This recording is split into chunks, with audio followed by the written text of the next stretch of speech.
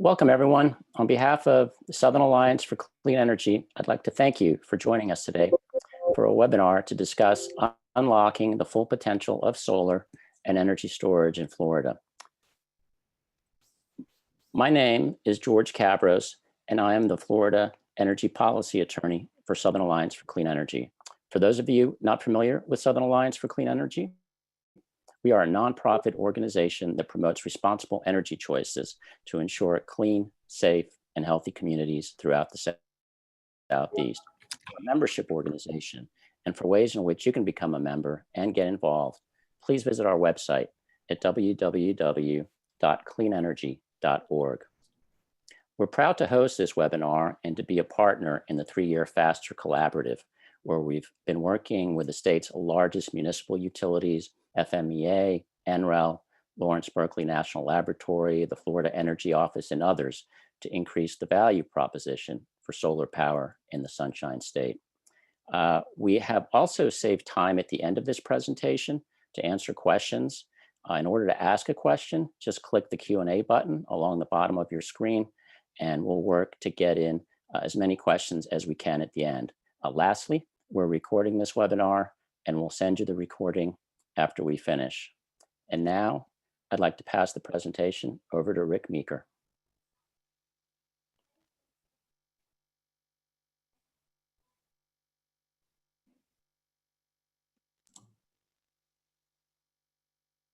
Thank you, Brian. So I'm Rick Meeker. I'm the project lead and PI of the FASTER project, and also president of Nhu Energy. Today, our moderator helping with the question and answer session is, and one of our FASTER key team members is Ben Cowart, the manager of alternative energy at the city of Tallahassee. And also presenting today will be Paul Clark, principal engineer in electric system integrated planning at the city of Tallahassee, and Andrew Mills, research scientist at LBNL. We have a number of members of our team on today too, in addition to some of the other researchers and key personnel on the project. So when we get to the question and answer, you may also hear from some of them, and I'll mention some of them along the way as well.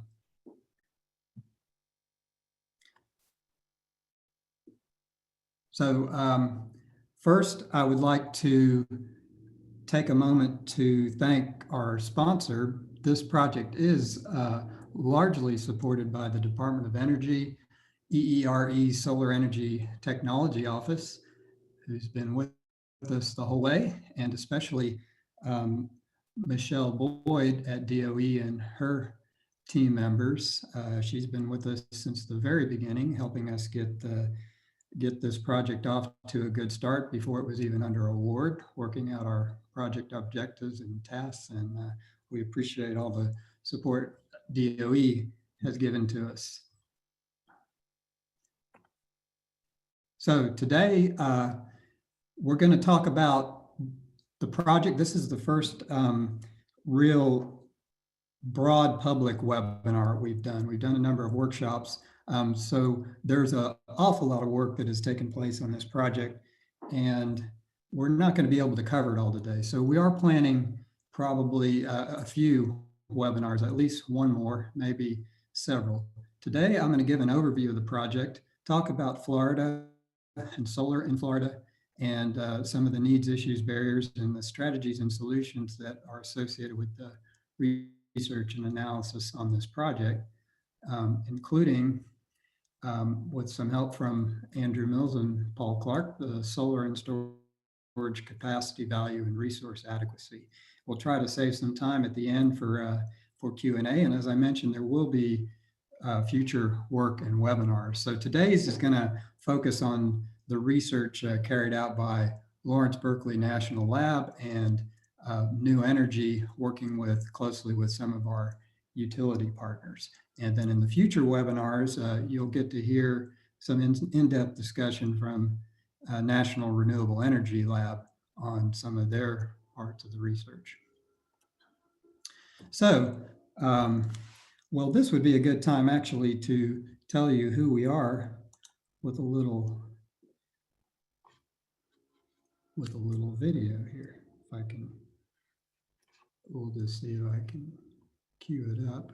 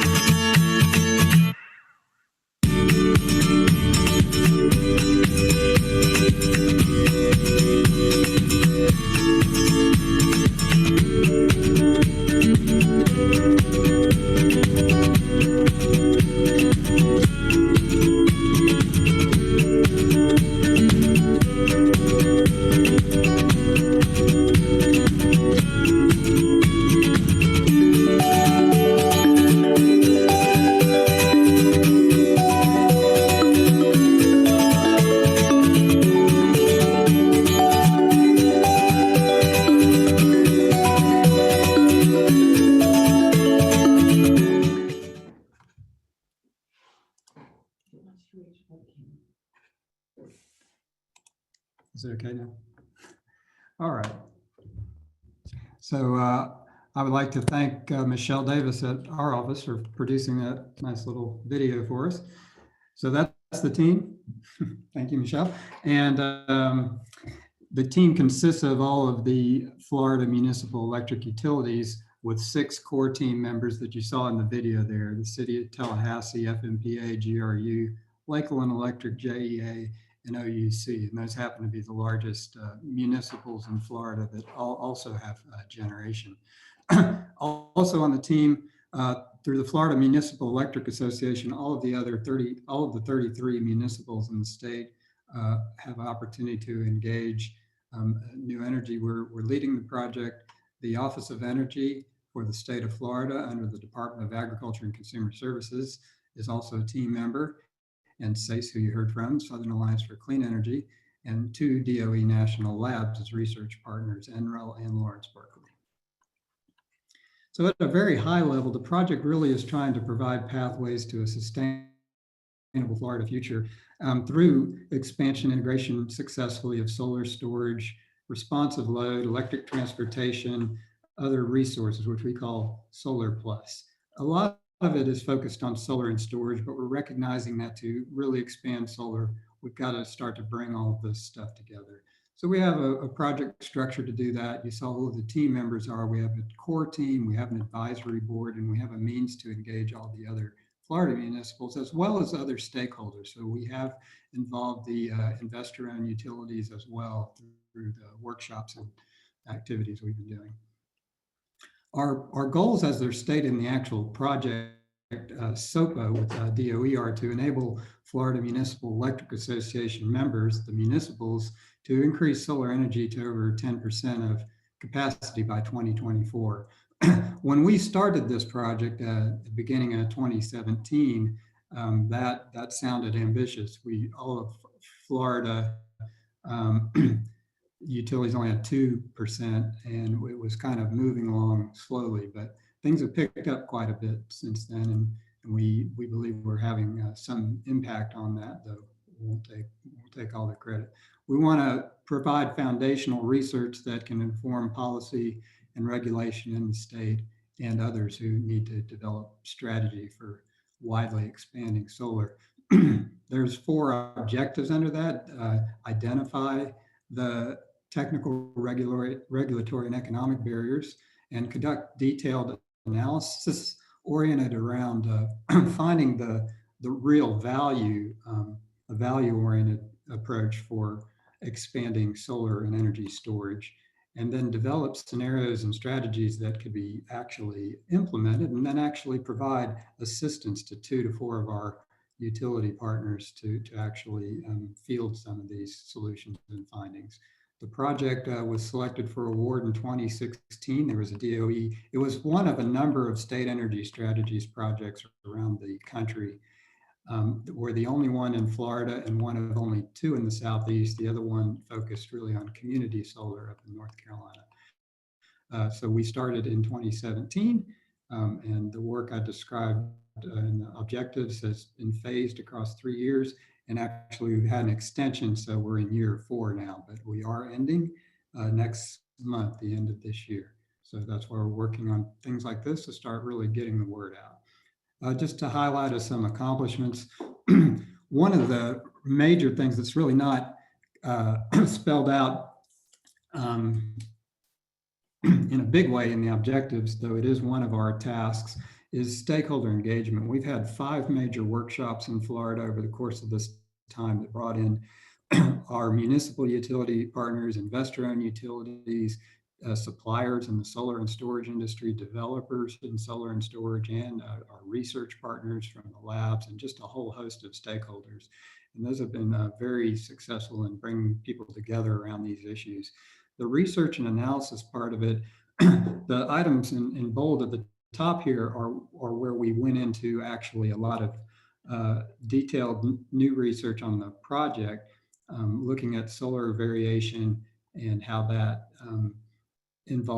how that impacts system operations in Florida utilities, looking more deeply at the balancing and reserves aspect of that, also addressing resource adequacy when you're trying to use a lot more solar and storage, and how do you assign a capacity value to solar and storage.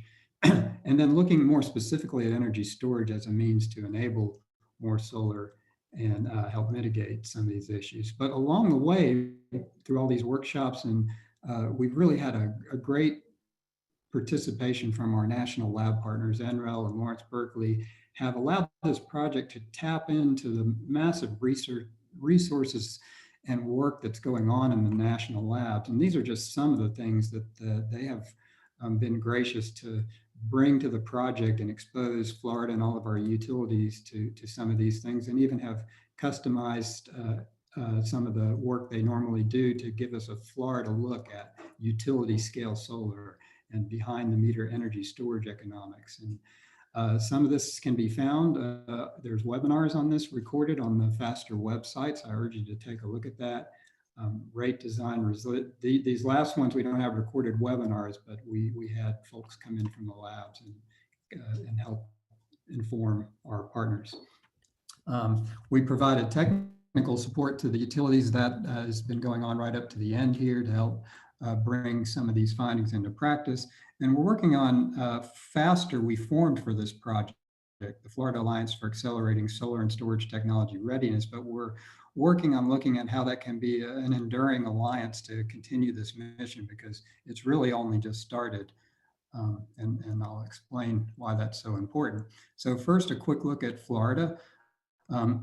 Florida will likely be at over 15% of capacity by 2024. So we're gonna, as a state, pretty sure we'll be exceeding the goal we set out in this project. On a municipal utilities, some of them are pretty small, so not all of them are there, but the larger ones already, the city of Tallahassee and JEA are very close to the 10% of capacity with the projects they're doing now. But it's been dominated by utility scale solar.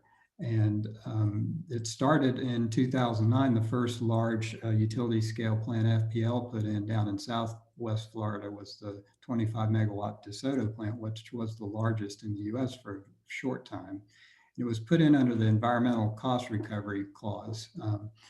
More recently, we've got hundreds of megawatts at each investor-owned utility going in the solar base rate adjustment. And it seems like going forward that these special vehicles are not going to be needed, that the utilities, because of the economics and how far the cost has declined, that solar will just be put in on the same basis of other generation. Our municipal partners the large ones are all doing significant expansion of solar, and some of them are driven by 100% clean energy goals. So 10 cities in Florida have signed on to 100% clean energy goals through the Sierra Club, and 3 of our 6 core team members on FASTER have 100% goals by either 2050 or 2045, with some intermediate ones around 2035 for just the city buildings and operations. So this is driving a lot of it, and a lot of this has come about since we started the project. So this is really lighting a fire under the motivation for doing the things we're doing. So in Florida, where we're at now, Florida back when we started and before that, back when the DeSoto plant went in, was really lagging way behind on the national rankings. There were times when the Sunshine State was 14th, 10th, but lately we bounced around 2nd or 3rd in the nation ranking in solar. So we're catching up, 5.5 gigawatts installed, and growth prediction of 8.6 over the next 5 years, and that's also ranked 3rd. So it's expected to the total capacity in Florida is expected to continue to grow, and a large portion of this is going to be solar. The FRCC every year with the PSC, they do forecast 10-year site plan and forecasts based on input from the utilities, and every year for the last 3 years they've been off. Basically, it's fell short by quite a bit. So this is showing the errors in each 10-year site plan. So each year the forecast goes up. So you can expect that 2021 is probably going to fall short too of what's actually going to happen. So based on the Southern Alliance for Clean Energy does a nice report every year for the last 3 years called Solar in the Southeast. And the most recent edition of that shows this strong growth continuing in certain states in the Southeast, but notably it shows Florida is on pace to surpass what has been the leader recently, North Carolina, in installed solar capacity by 2021. But as you can see, most of it is still projected to be utility scale solar. Of course, there's a big question with the 100% renewable energy goals, how far towards those will we get with just utility scale solar? So part of the work I mentioned that the labs jumped in to help us look more closely at Florida and Southeast.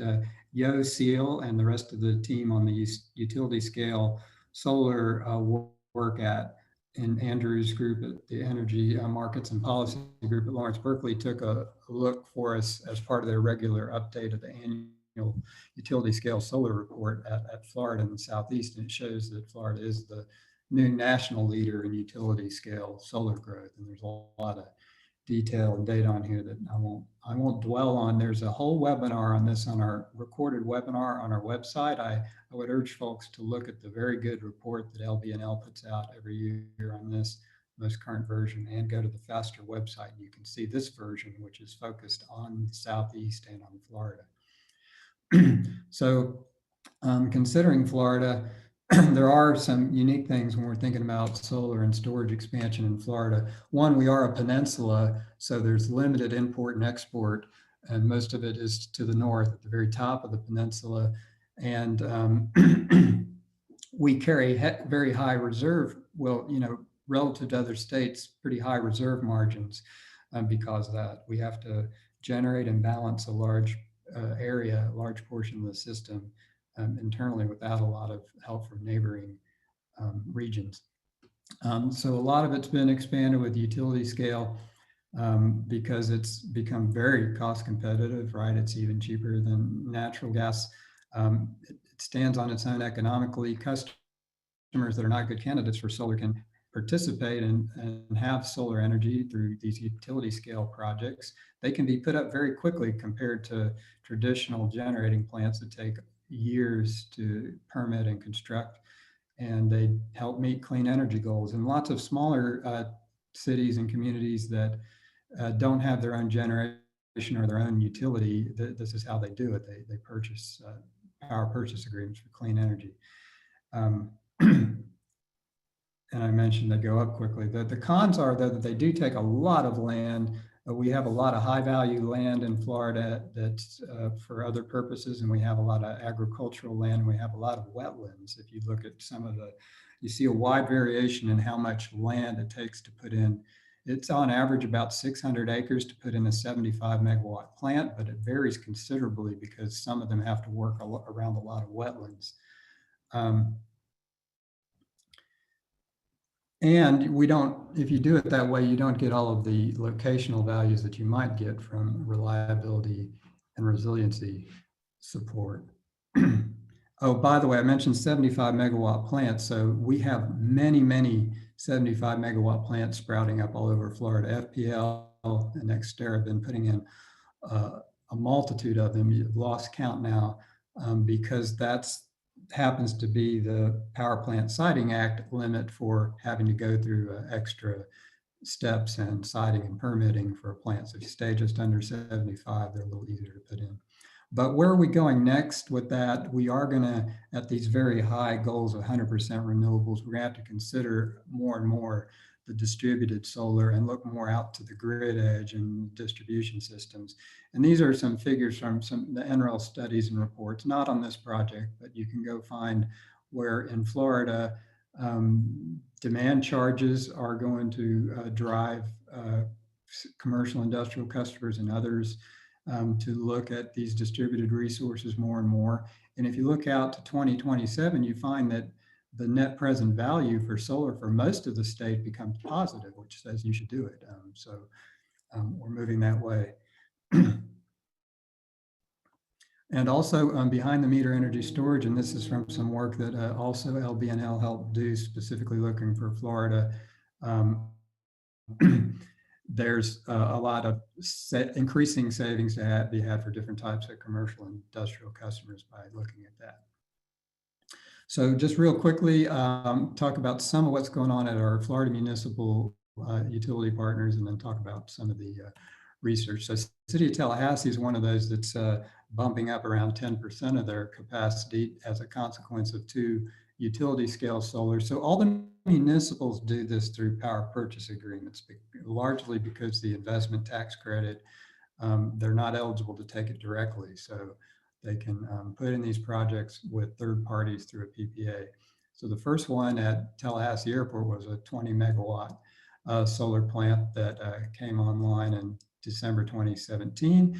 And that was followed by a 42 megawatt plant also at the airport that came online just last December in 2019. So now we've got 60 megawatts, 62 megawatts of solar utility scale, plus I think it's close to another couple megawatts of distributed solar in City of Tallahassee on a 600 and something megawatt peak system and 706 megawatt summer capacity.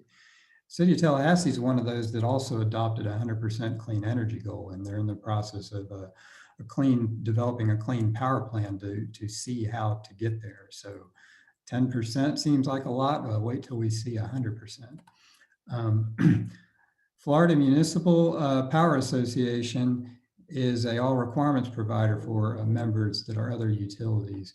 And FMPA is one of our partners, and they've been heavily natural gas for a long time, but have recently launched on initiative to put in a number of solar plants. 2 are commercial, supplying 149 megawatts. So again, that just under 75 megawatt each.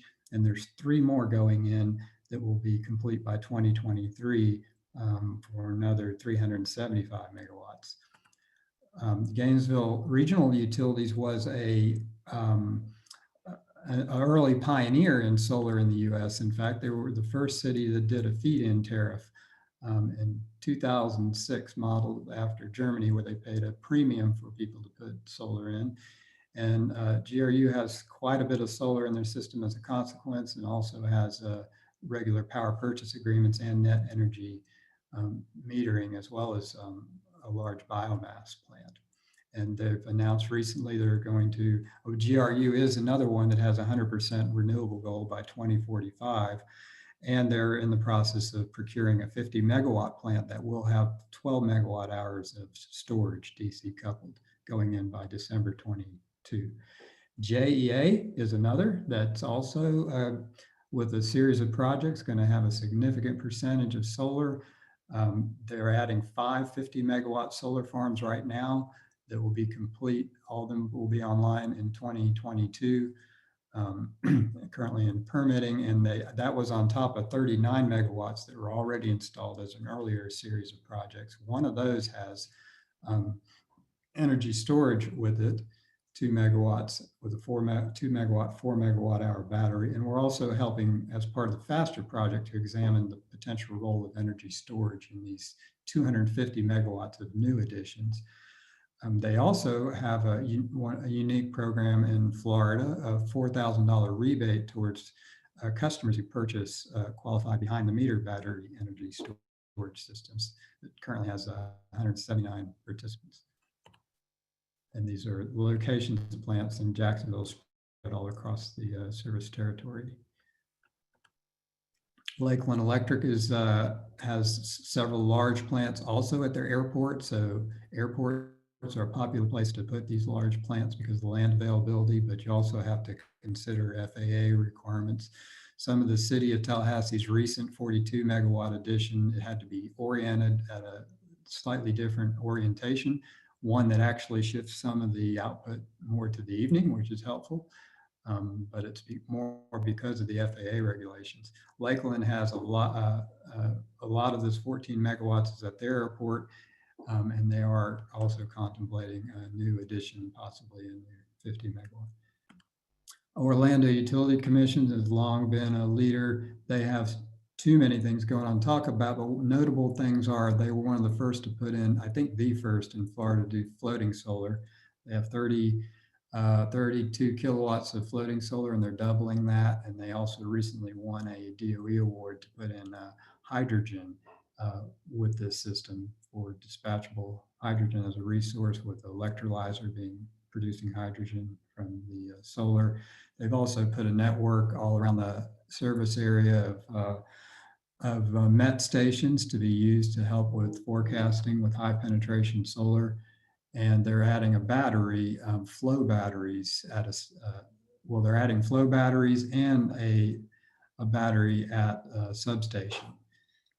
And some things going on electric transportation, building one of the largest vehicle charging hubs in downtown Orlando. So let's talk about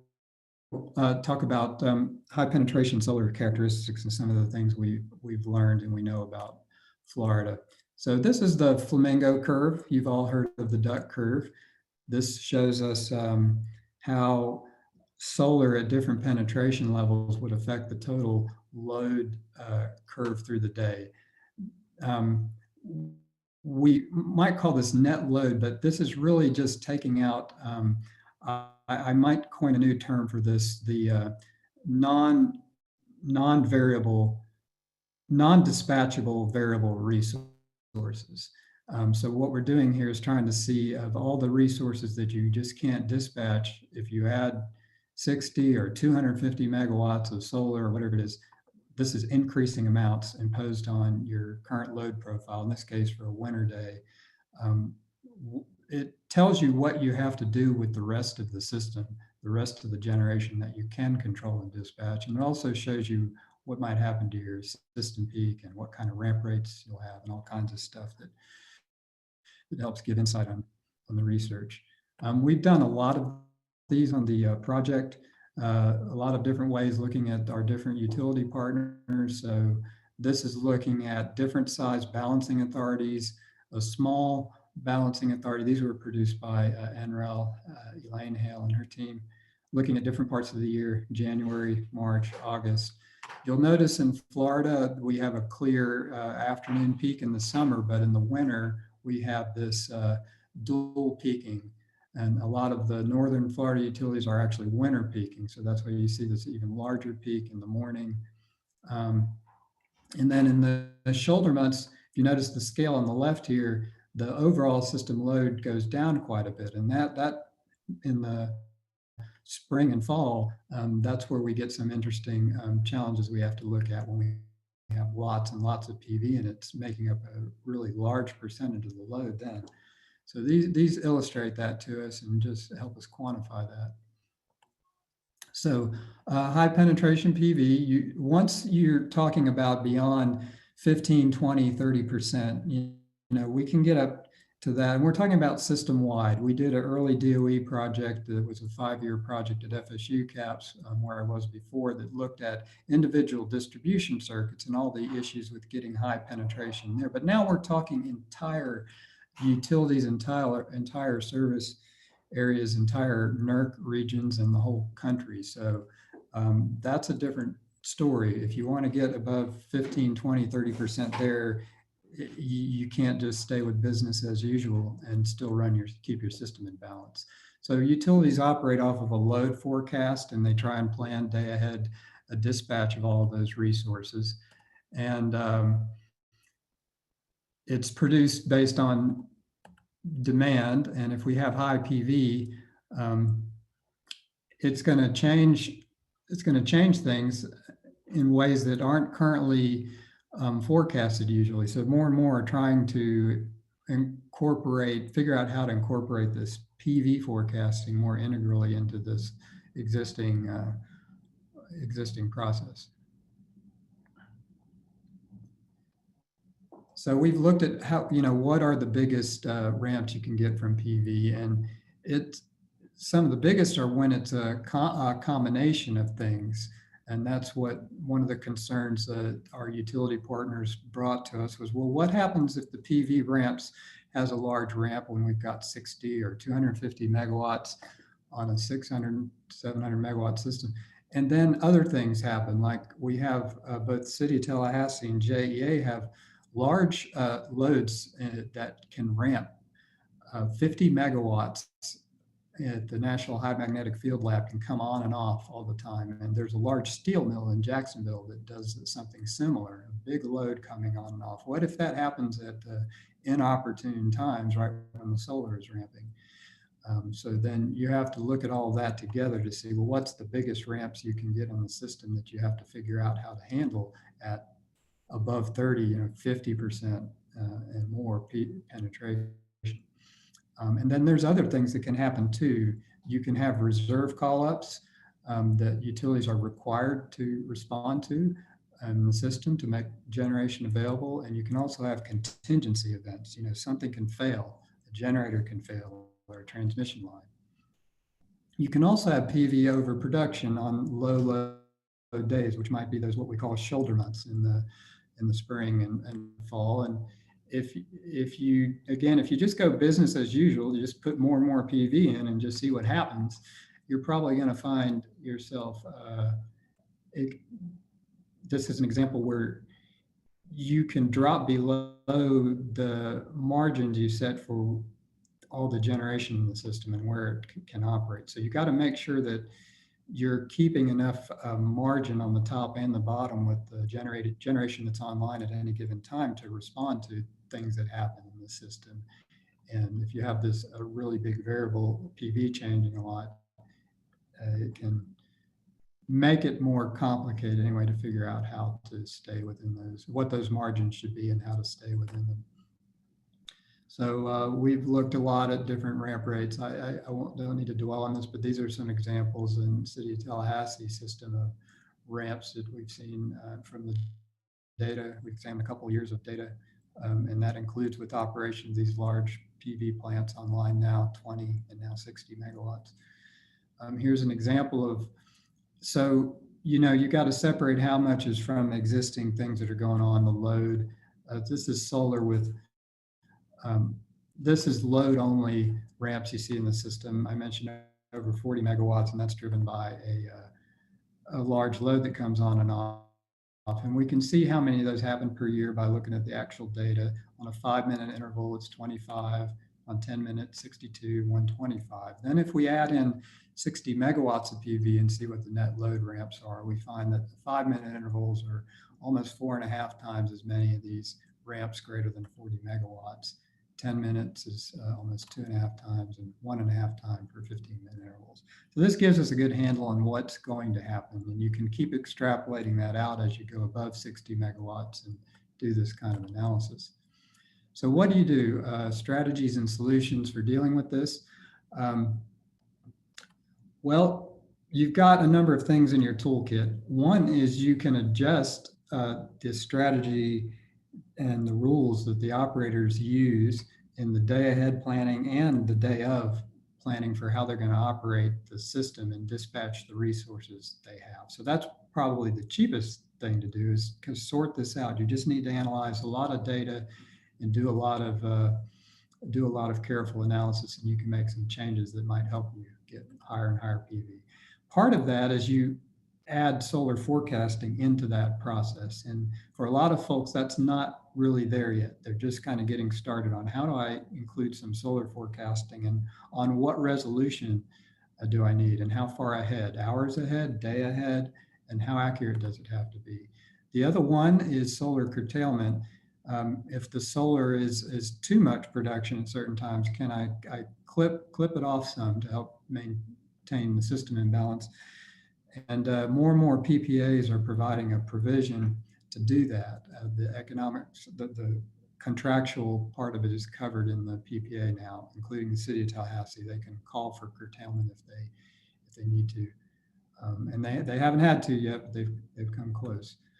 You can look at demand response, another less expensive. It just requires some analysis.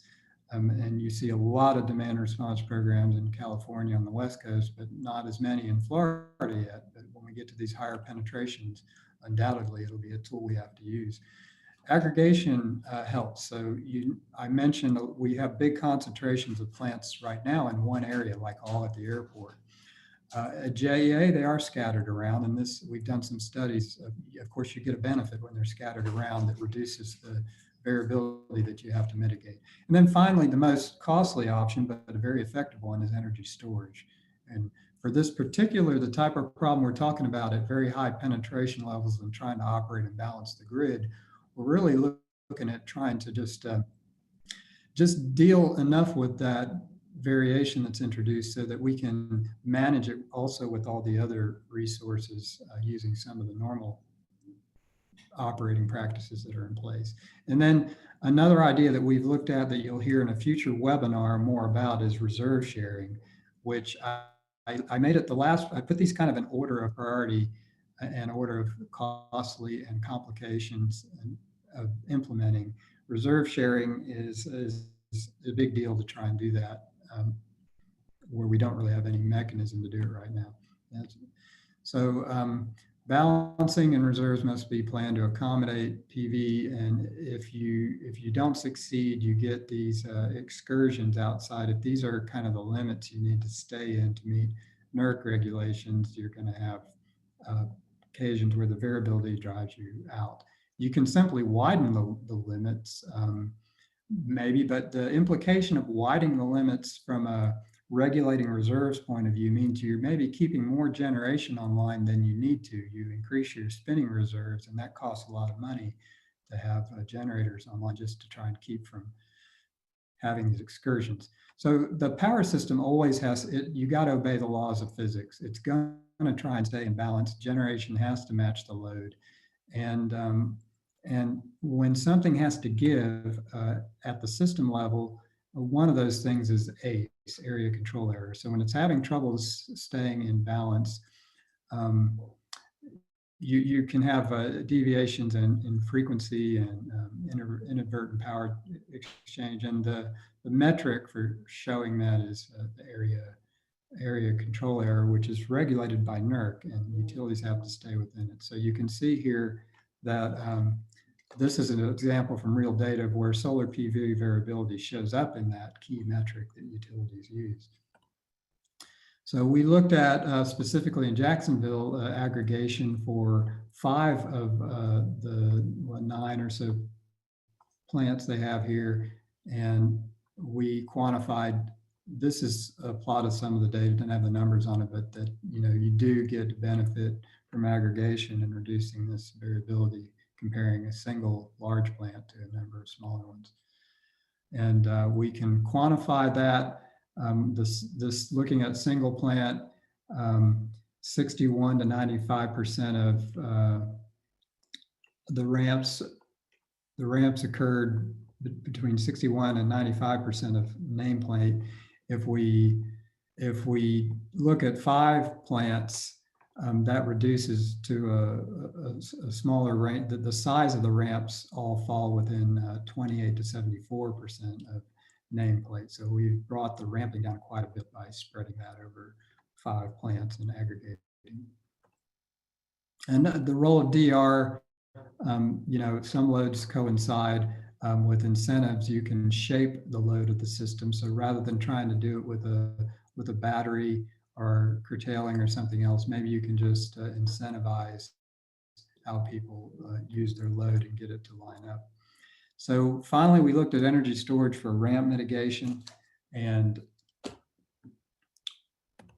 we looked at Jacksonville. We looked at two cases, sizing for a battery for the whole system, just put it somewhere to mitigate the variation from all the PV plants, or put it locally at a PV plant. And here's the idea of what you're trying to do. So if the green line is the grid power, the PV power is varying all the time, and then that's in turn affecting the grid. Can you use a battery to absorb and discharge so that these rates of change are reduced, this ramping? And you devise a strategy that will do that according to some goal, a metric. And the metric we arrived at was to limit the ramps, because this ties to the utilities operation. They know what they can handle with the rest of the system. You know what the ramp rates are on all the other generators. So you specify, okay, I need to keep it to less than something, 0.8 megawatts per minute, let's say. And I also want to keep the batteries, prolong their life. So I want to keep them operating between 20 and 80% state of charge. So we built on a process that actually was first earlier in the project. Andrew Mills and Pia Rodriguez applied this technique on some broader data sets. And we actually got down in some bigger, more detailed for the technical assistance specifically for JEA, and looked at this. So this is kind of the process. You specify the required ramp rate and ramp limiting that you're looking for.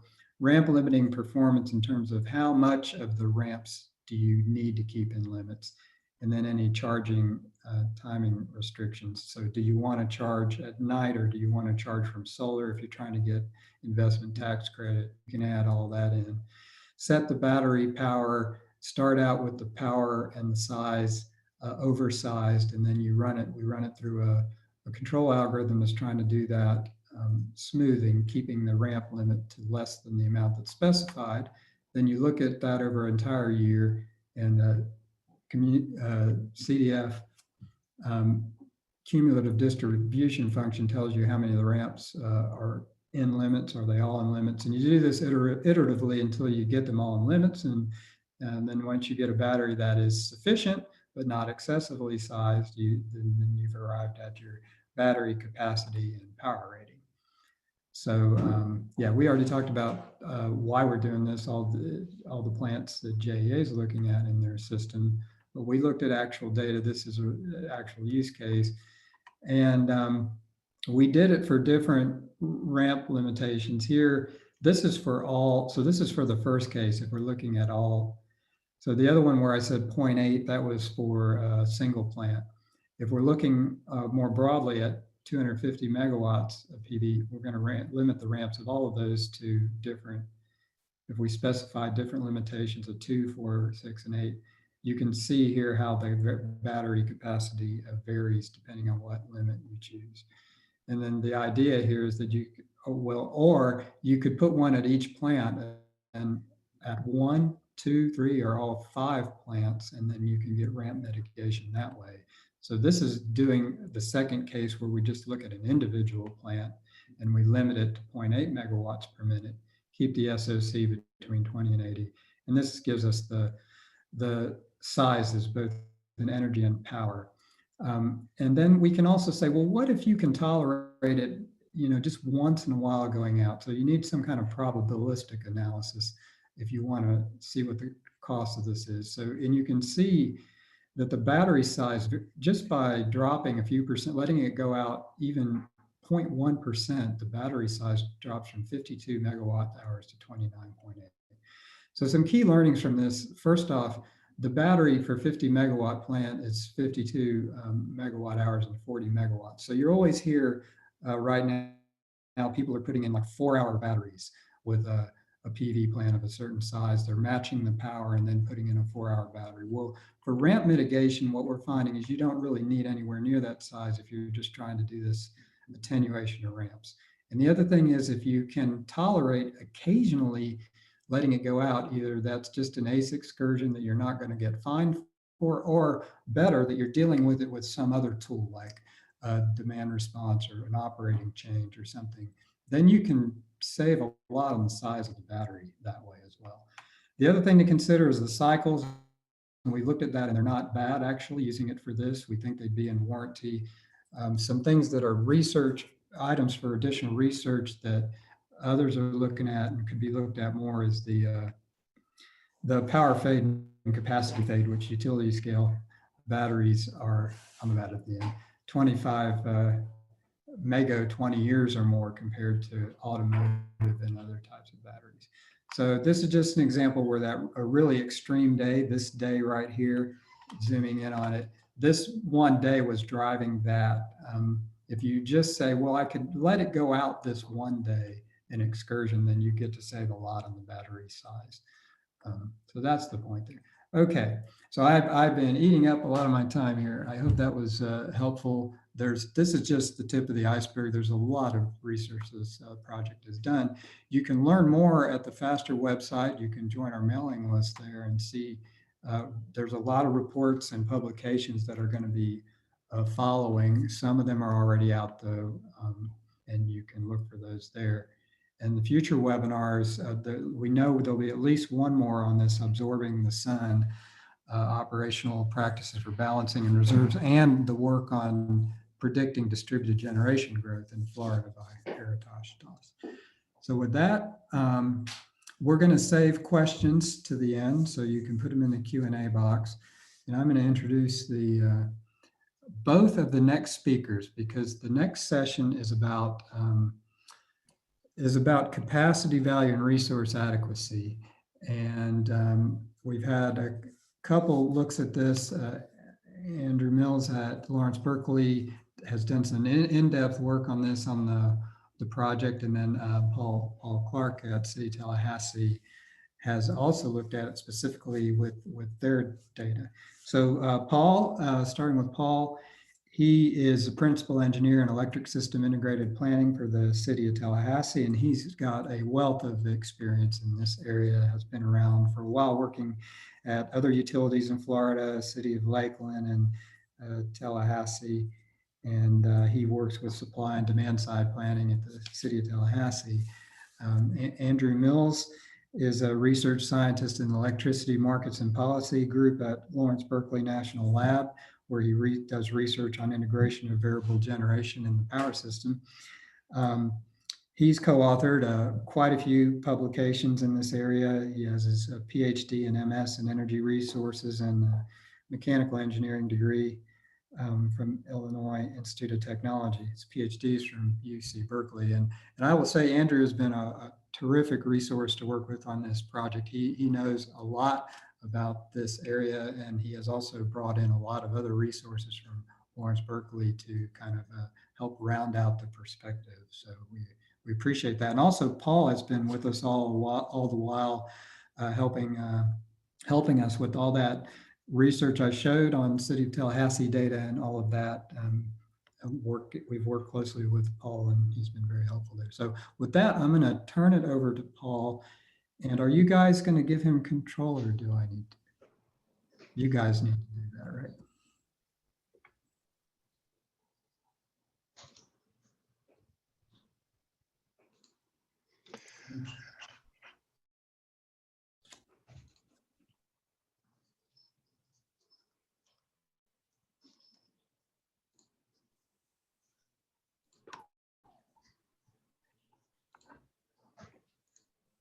Okay, good day, everyone.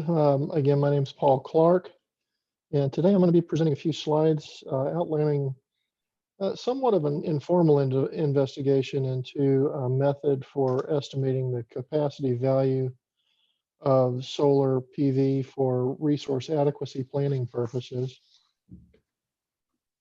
My objective was just to kind of do some reading and see what approaches different utilities have taken to trying to calculate the capacity contribution of variable generation and specifically solar.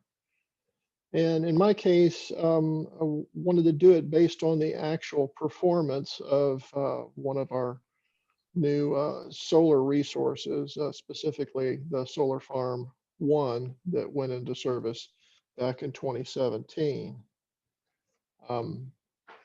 Unfortunately, at the time that I undertook this investigation, I didn't have a whole lot of information. 2018 was lacking some information, and we had some difficulties with performance of some of the inverters, and not the least of which we also had a major hurricane in the panhandle of Florida, which also interrupted some of our performance from the solar farm. So I focused on 2019 as the data there was of better quality. Again, looking at a single year, it does limit the understanding one can gain from the contribution of solar to firm capacity. But I felt like it was a worthwhile exercise, and was pleased to see that the results that I came up with were consistent with others' conclusions. You know, obviously, we all know that the variability of solar presents a challenge to the assignment of an appropriate capacity value. My focus again was on contribution to peak demand, specifically summer peak demand, as Tallahassee is a summer peaking utility. We also use a 17% minimum load reserve margin criterion for making decisions about capacity additions. These charts here on this slide show the hourly profile of Solar Farm 1 for 3 near peak days in the summer of 2019. And you can see some variability there due to the orientation of the facility, the orientation of the sun at different times of the year, but also, as indicated on the chart, there was some variability in the performance of some of the facility's inverters. Of course, as Rick alluded to, there is some significant intra-hour variation in solar output that can present challenges to real-time operations. And also to minimum load requirements, particularly on mild sunny days. But again, the focus here is strictly on long-term resource adequacy for capacity planning purposes.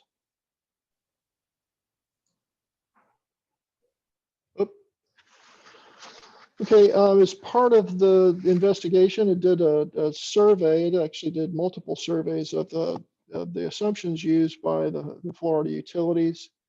To date, Tallahassee has not assumed any firm capacity contribution from solar in our evaluations.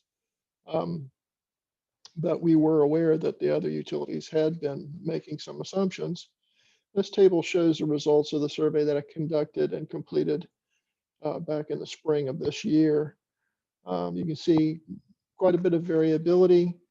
Some utilities assuming a single value for all of their solar resources, and then others are assigning unique values to each facility depending on the unique characteristics of that particular facility. But our increasing commitment to solar, now 62 megawatts AC of solar capacity nameplate, we've recognized the need that we need to assign a capacity credit to solar in which we can have some confidence. And the concept that I focused on after some reading was the concept of effective load carrying capability. This is a measure of the load that the additional load that can be served by a system with a power supply, a new power supply, particularly a variable power supply, with no net change in reliability. You can use several probabilistic reliability measures to do this assessment or this evaluation of ELCC. And they afford you the ability to distinguish the different characteristics of the power supply resource in question. Particularly for solar resources, it can gauge when you're getting some, a little, or none in terms of power production from those facilities. I'm not going to spend a lot of time here, just as for those of you that might not be familiar with the different types of probabilistic reliability metrics. There's loss of load probability, loss of load expectation, loss of load hours, and expected unserved energy. And this table just demonstrates the characteristics that can be described by the different metrics.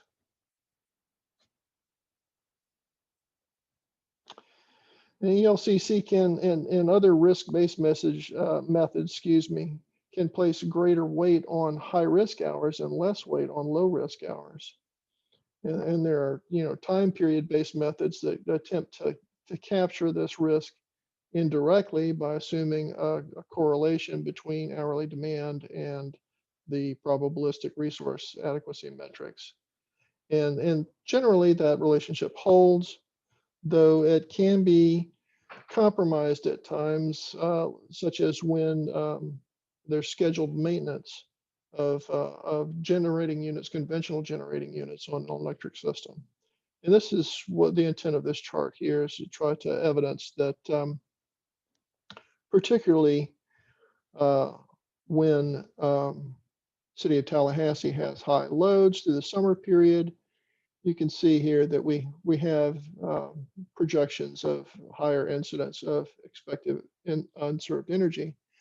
But even more pronounced is in the periods when we're taking one of our 250 megawatt class combined cycle units offline for maintenance, that the probability of expected unserved energy is increased.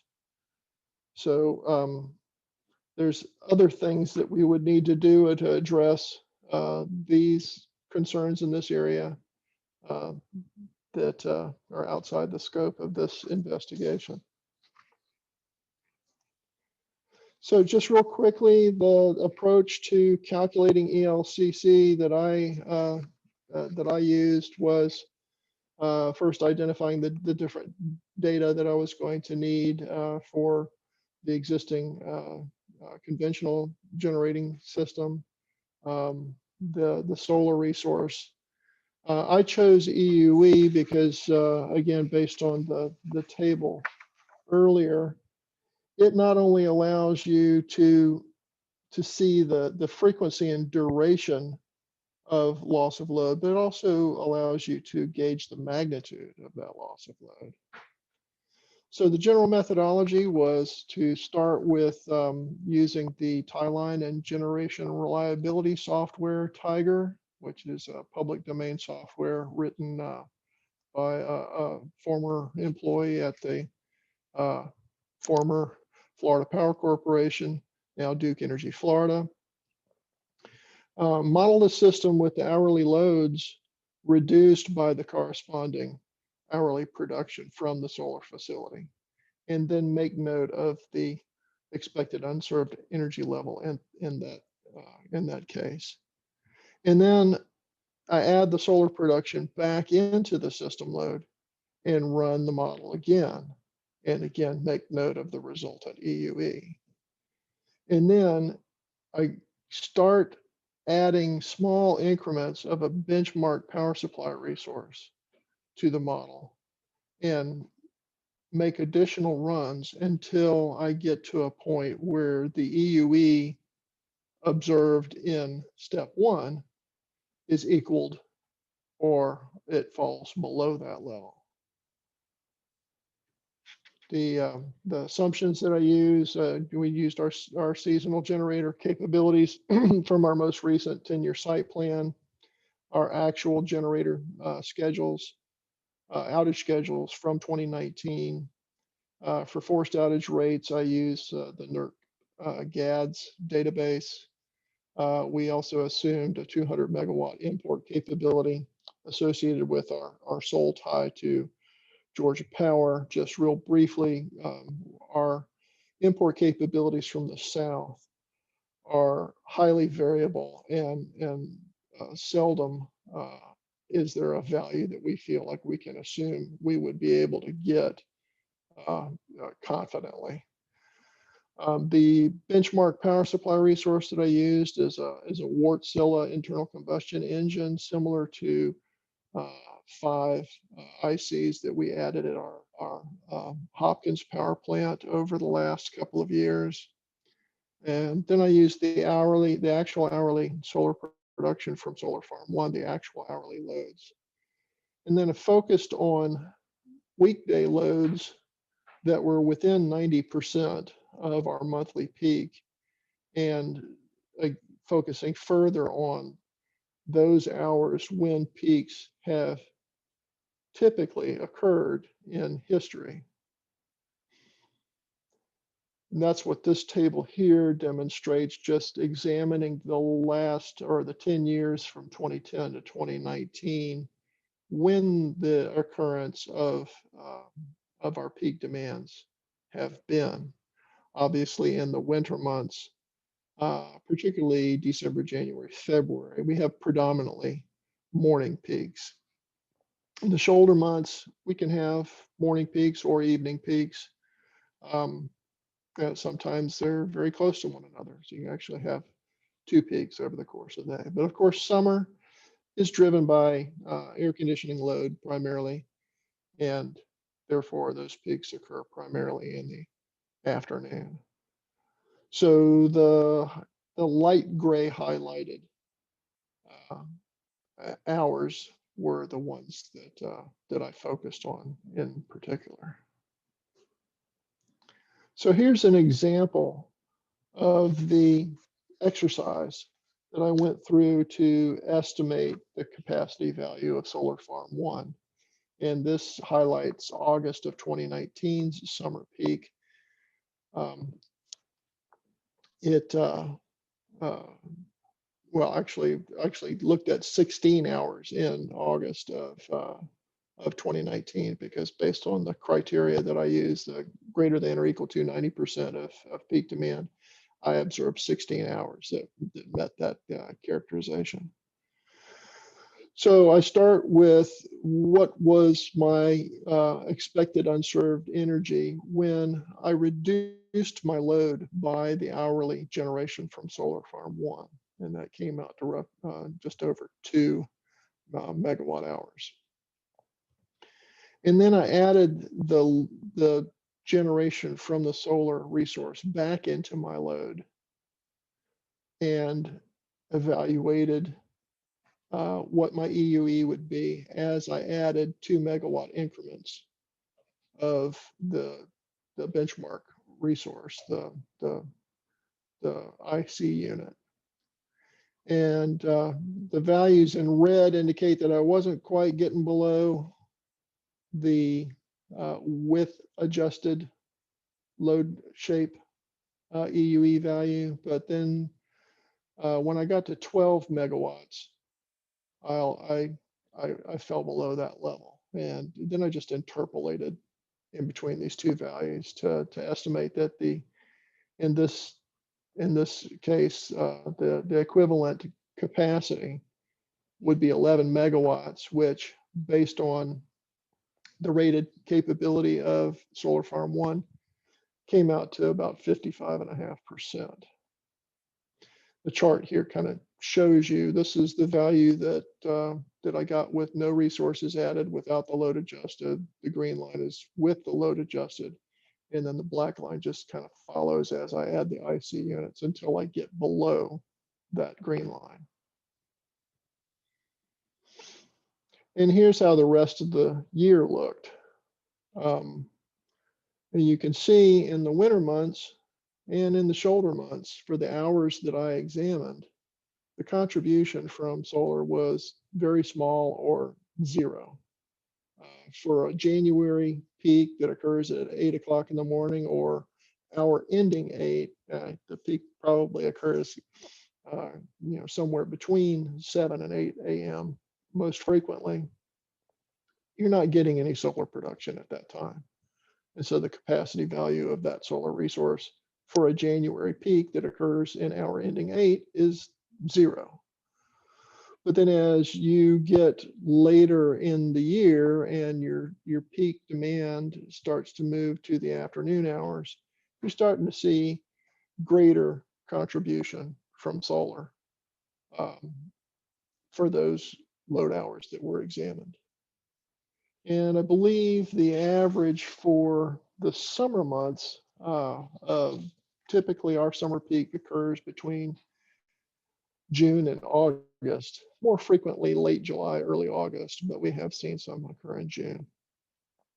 The average was right around 55%. But again, this is all based just on a single year of analysis, a single year of actual data. So my hope is that as we gain additional experience with Solar Farm 1 and the other Solar Farm 4, that we'll get more confidence in these numbers. And as Rick mentioned, because of the FAA requirements, when we put Solar Farm 4 in service, its orientation had to be changed somewhat. And so its production profile and these are both from nice, bright, sunny, cloudless days. Its production profile is shifted a little bit more, a little bit later into the day. So we get a little bit better benefit for the summer peaking conditions. So real quick, just next steps. I'd like to look at more data. I might go back and look at 2018 and salvage some of the data from that year for Solar Farm 1. Need to look into how I might revise the methodology to compensate for inverter outages. Those are unavoidable, and I think we need to continue to include them such that we get a more realistic view of what the true contribution is from those facilities. One thing that I did not include in this analysis was our operating reserve obligations to the Florida Reserve Sharing Group. So I need to go back in and add that as an ongoing obligation, which will impact the resultant effective load carrying capability. Expand the analysis to look at Solar Farm 4 as we get more data. In the meantime, we may consider adopting an assumption. I think based on these results, if we were to use them, that a conservative estimate might be 50% of rated capacity. But again, this informal investigation, I think, provided some interesting observations that with those of Andrew's study, which he'll discuss here in a moment, could be incorporated into our energy integrated resource plan and clean energy plan development work to provide a more rigorous analysis of what the appropriate value for us to assume for the capacity value of solar might be. And with that, I thank you, and I'll turn the presentation over to Andrew.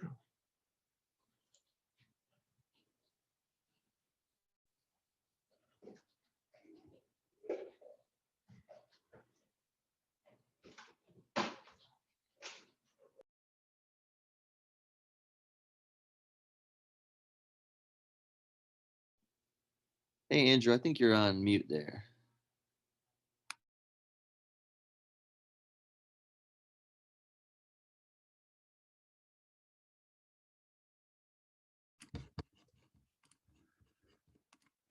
There we go.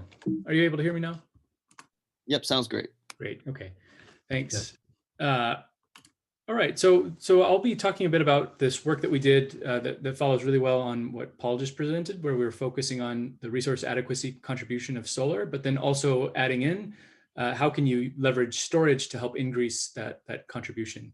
There is a webinar that describes some of this in more detail that's available on the FASTER website, and Rick can help point to that.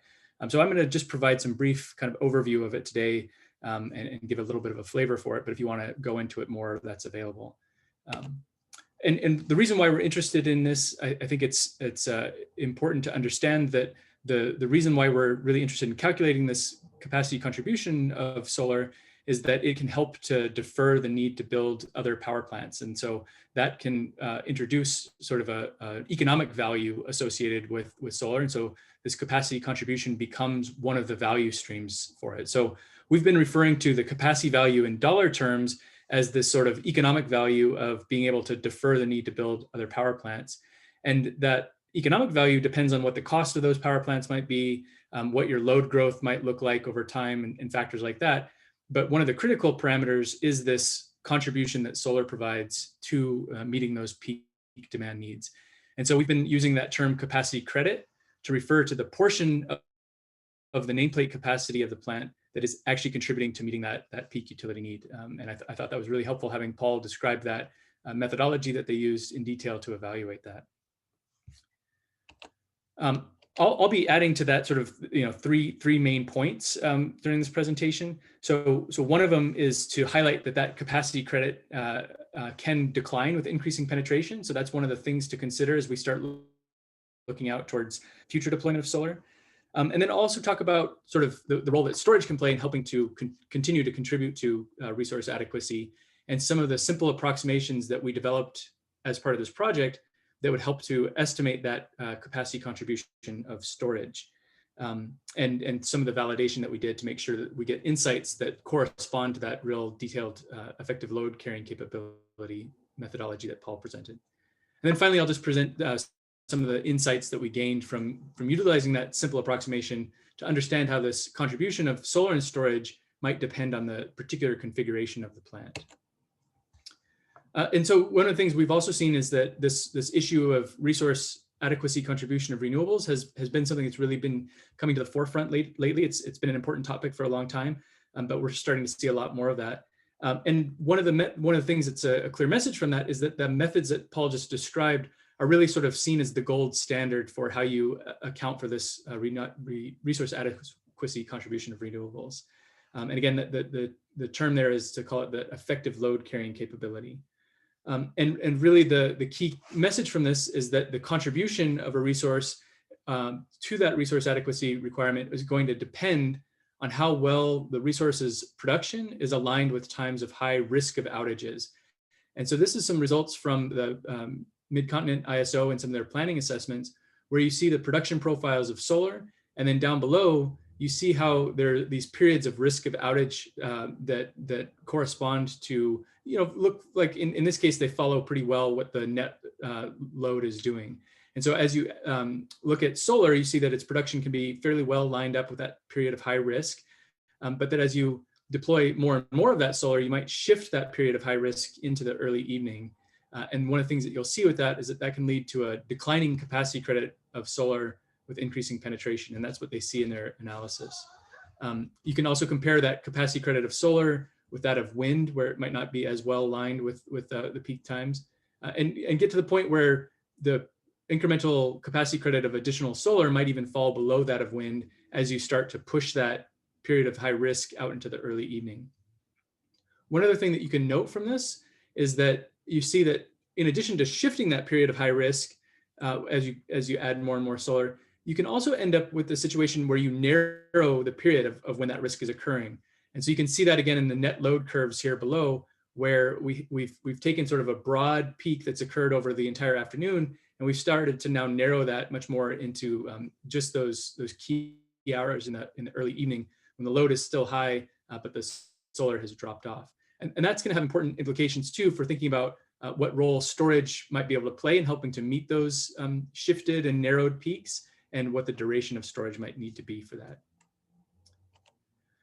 So in the work that we did, we were aware that that effective load carrying capability method is sort of the gold standard and what we want to be aiming for. But the tools and methods that are used in that are not, it's pretty data intensive. It requires fairly sophisticated models, and it just doesn't lend itself well to exploring new areas that we were interested in with solar and storage. So our approach was to develop or to utilize an approximation method that NREL has been using in their planning models for calculating this capacity credit. And then specifically what we did was develop an algorithm for dispatching storage in a way that would maximize that capacity credit of storage. And the simple intuition behind it is that you can take the load over the entire year and sort it from highest load to lowest load in this load duration curve on the left-hand side. And then you can do the same thing with the net load. After we've added a resource, we can see how that has changed the remaining residual load that has to be met by your generators. And what we would do is we would focus in just on those peak hours, in this case, the top 100 hours, and that's what's shown on the right, where we've zoomed into that. And we look at the gap that emerges between the load and the net load in those peak hours. And effectively what this is approximating is that contribution of a resource to lowering that residual need that has to be met. And so we can estimate the capacity credit based on that area between the load and net load in the top 100 hours. And then our algorithm that we developed is something that would dispatch your storage to maximize its capacity credit, given that definition of it. And what that comes from is really actually minimizing this purple area that's shown here. So we have a paper that there's a link to at the end of the slides that describes this in more detail, but I'll just now kind of go into a little bit more about how we validated this and some of the insights we got from it. So again, that was a simple approximation, and what we wanted to do was understand whether or not it would be able to capture something that would be more detailed using this effective load carrying capability method. So what we're showing here are results from the different utilities that we were working with, some of them in Florida. And we're showing what the capacity credit is for either storage with different durations on the left-hand side, or on the right-hand side, just solar as a standalone. And the blue markings indicate what we calculated with our simple approximation method. And this again just uses load and characteristics of the storage or solar versus what we would get with a much more detailed effective load carrying capability method. And in that case, we have to take into account outages of plants and simulate sort of these outages happening in a particular sequence. And so it becomes a lot more involved and more detailed. If we focus just on the solar for a second, one of the things that was nice is that we did feel like we saw a pretty high degree of correspondence between our simple approximation method and then what we were seeing with the effective load carrying capability method. And so you can see that FMPP in this case had summer loads and the solar was pretty well aligned with that. So it got somewhat of a higher capacity credit than what we saw for JEA or the city of Tallahassee. So there is differences that depend on how well that solar lines up with your load.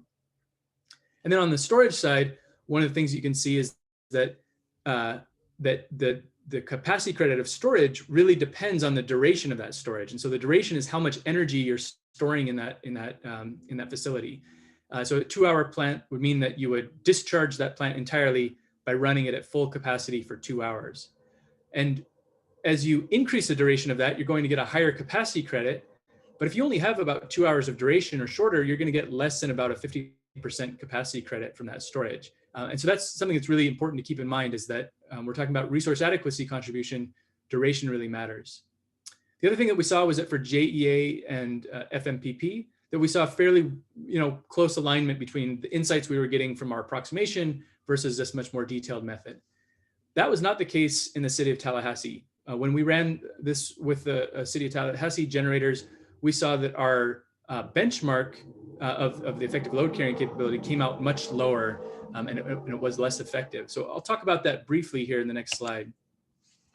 Really what it comes down to is how well our approximation does depends on how much of the risk of outages are really concentrated in those peak top 100 hours.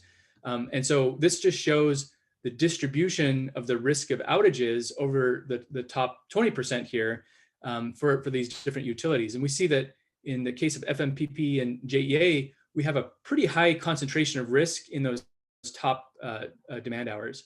Whereas in the city of Tallahassee, because there are some very large individual generators relative to the size of the peak load, you could end up in a situation where the loss of that one generator, two generators, could cause you to have an outage, even if you weren't experiencing a very peak load condition. I think Paul's slides kind of helped to describe that in more detail. But so what that means is that that risk of outage can happen in a lot of hours, and it's fairly widely distributed. And our approximation that focuses just on peak did not pick that up very well. And so that means that to deal with that with storage requires potentially a lot longer duration for a utility like the city of Tallahassee.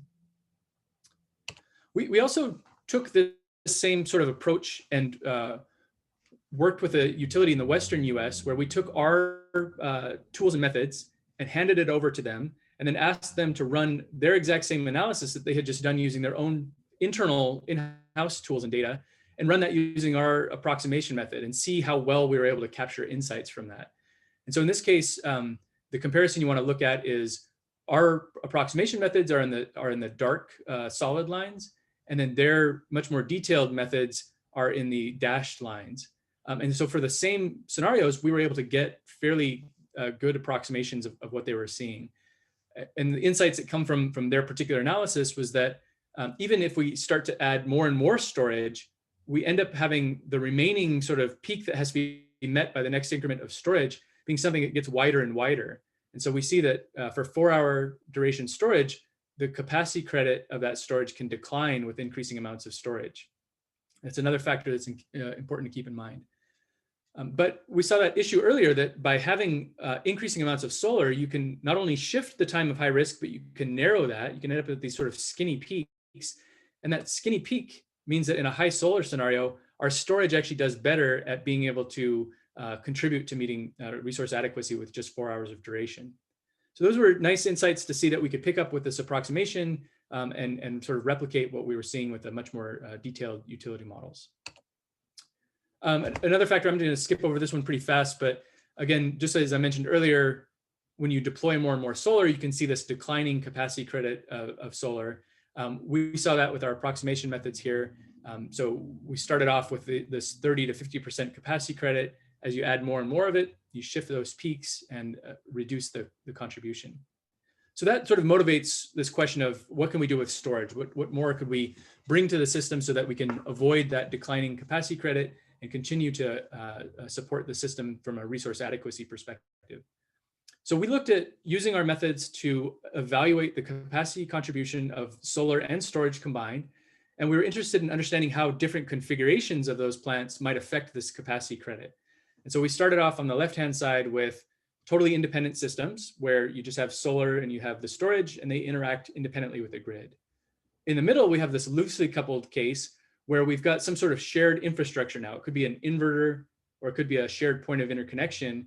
And that's now going to confine or constrain what the storage can do because it's now sort of using that same resource as the solar might be using.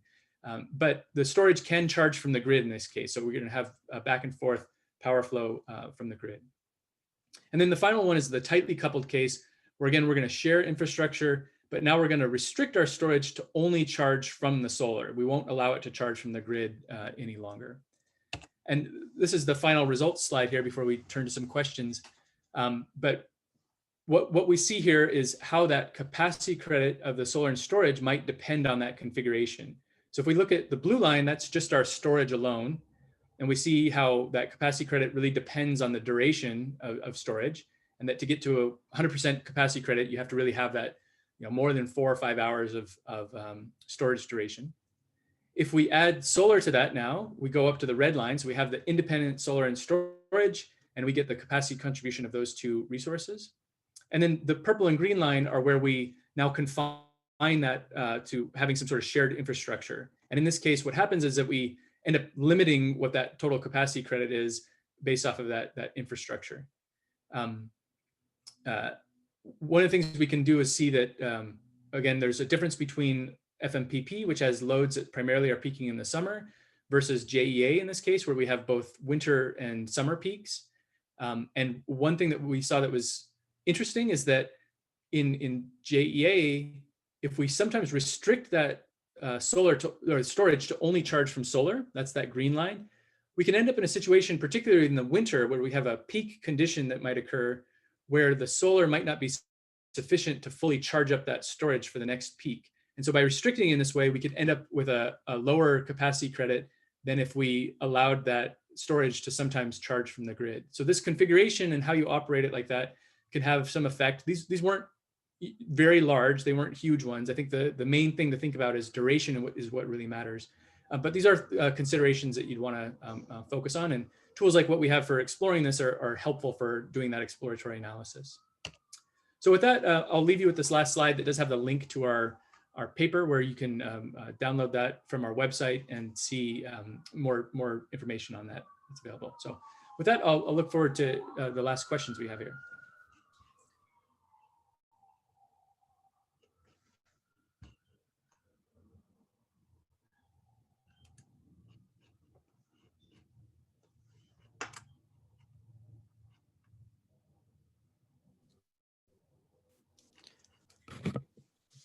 This has been Coward. Andrew, thank you for that. And we're really running short on time, but there's one question out there that was asked that I feel like we need to kind of clarify. There was a question asked, what happened to solar farms 2 and 3?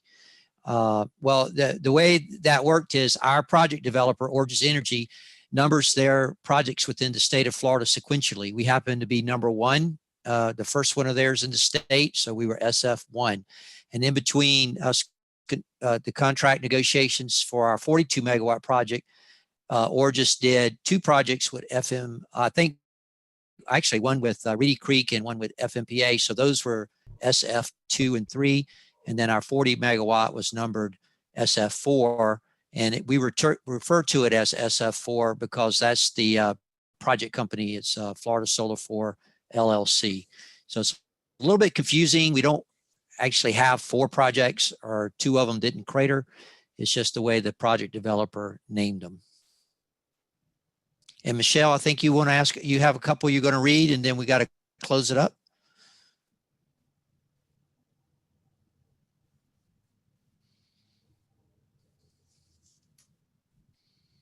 Yes, so we've received quite a few questions from everybody, so thank you. Unfortunately, we're not going to have time to get to all of them. However, if your question does not get answered either in the chat or real quickly here while we're wrapping it up, please feel free to reach out to us at info@faster.org, and we'll be more than happy to continue doing a question and answer with you personally. But real quick, it looks like we had just a couple come through that hopefully we can give some quick short answers to. Let's see, one was asked, do you support net metering for individual customers? I think this could be answered to by some of our municipal partners possibly. Yes, this has been Coward. I'll take that one, and it's probably the last one that we'll have time for. The municipals do support net metering. That was not a focus of FASTER. FASTER was the grant was to look at utility scale. Solar net metering is an important tool and important program for the utilities, but it wasn't something that was focused on in this grant. So with that, Rick, I guess we'll turn it back over to you for any closing comments. And again, we'd like to thank SACE for hosting the webinar today, and our presenters, Paul and Andrew. Excellent job. Back to you, Rick. Okay, thank you, Ben. We may reach out. If we capture the questions answered, the questions that were submitted, we'll try and reach out with answers to the ones we can here. Yeah, there's one about capacity factor, I think, for Florida. Yeah, that's Arizona is higher, and yeah, there's a few more in here we can answer. We've typed answers to some of them.